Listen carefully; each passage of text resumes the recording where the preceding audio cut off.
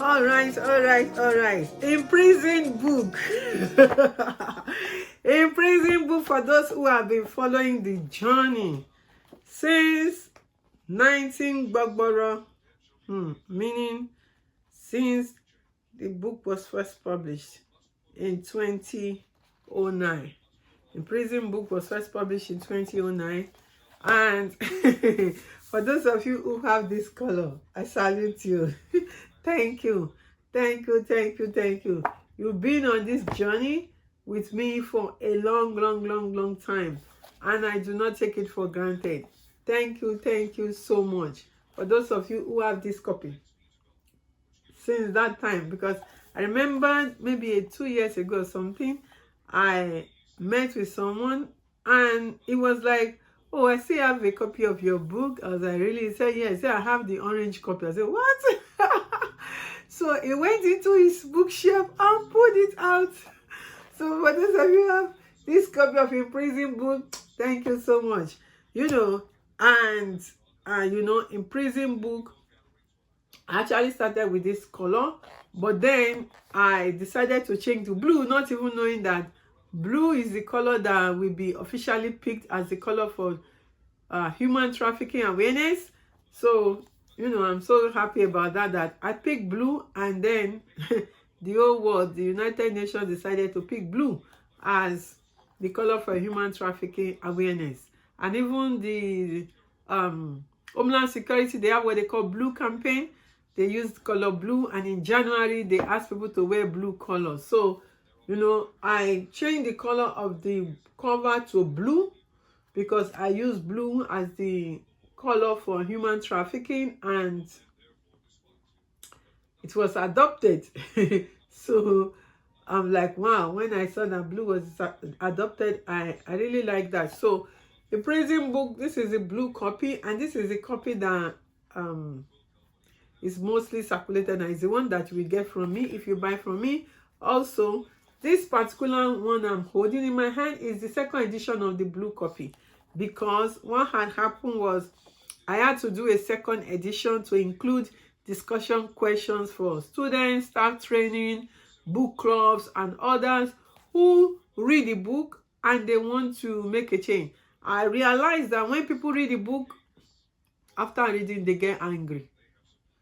Their feedback I'm getting is anger like. So because I'm getting that, I thought I needed to help them channel that anger positively.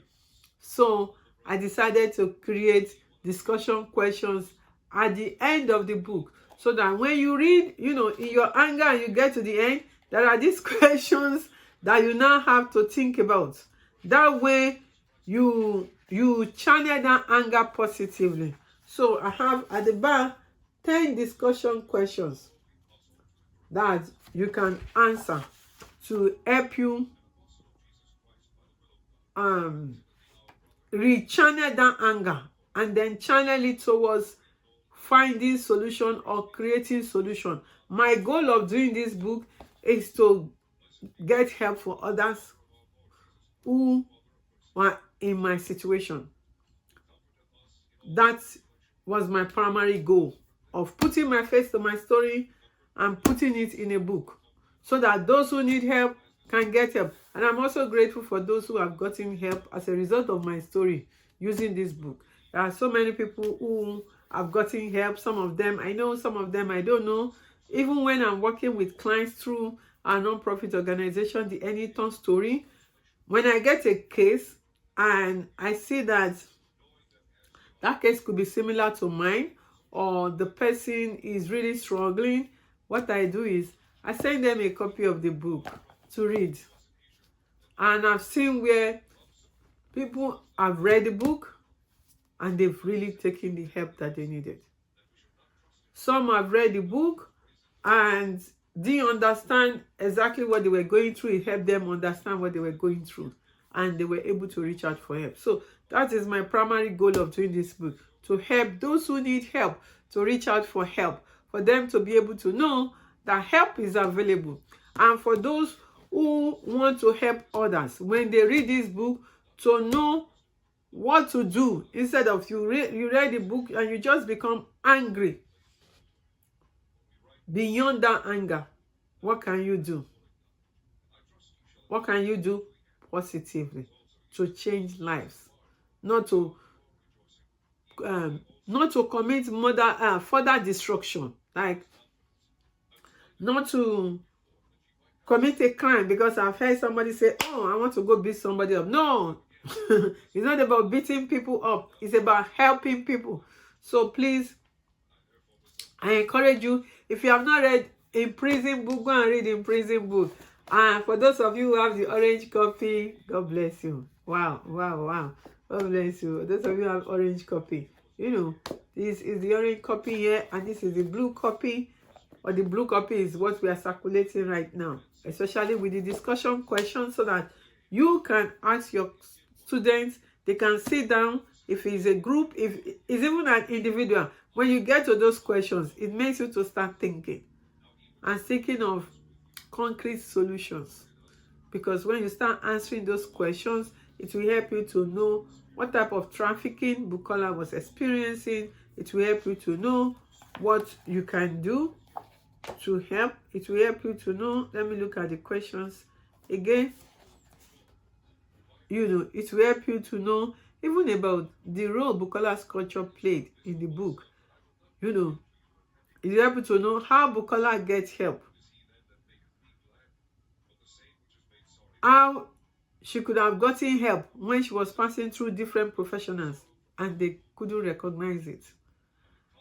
And suggestions that you will recommend for programs where victims are more than likely to pass through. Then close friends and family members, how did they contribute to Bukola not getting help? Did this story open your eyes? What did you learn from the story? Also, what can you do to identify victims in your own community around you? Sometimes victims do not tell you that they are victims. They just tell you their bad story. Just tell you they're having a bad experience, and they explain that bad experience to you.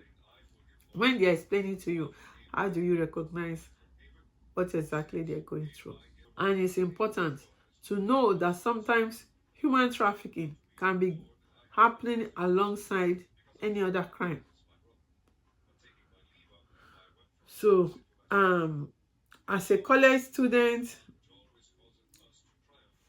or college professor, what can you do? And if you're a community member, what can you do? If you are someone in any profession, what can you do? Business owners, what can you do to help someone who may be experiencing trafficking? What can you do to create awareness? And what can you do to stop it in your own community? Thank you. I want to hear from you. And if you have not yet subscribed to my channel, what are you waiting for? Come on, subscribe. Please post your questions, post your comments.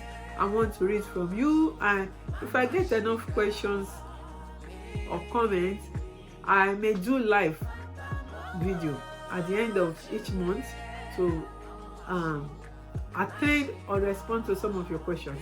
Thank you so much, and God bless you.